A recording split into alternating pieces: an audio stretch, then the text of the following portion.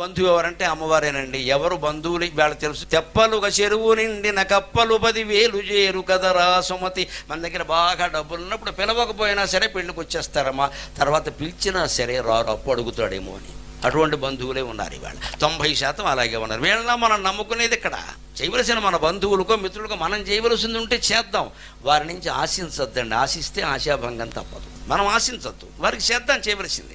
మనం చేసినా కూడా వాళ్ళు చేయలేదని అనుకోవద్దు. మనం చేసాం వదిలే, ఆ పుణ్యం మనకు వస్తుంది వదిలే, ఇంకా వాడు మళ్ళీ తిరిగి చేయక్కల. ప్రతి ఉపకారం ఆశించామంటే అది వ్యాపారం అవుతుంది, ఉపకారం కాదు, లావాదేవీ కాదు. దేవీ భాగవతం మనకు కావాల్సింది, లావాదేవీ భాగవతం కాదు, ట్రాన్సాక్షన్ కాదు. అది వదిలే ఎక్కడ. మహాదేవమేకం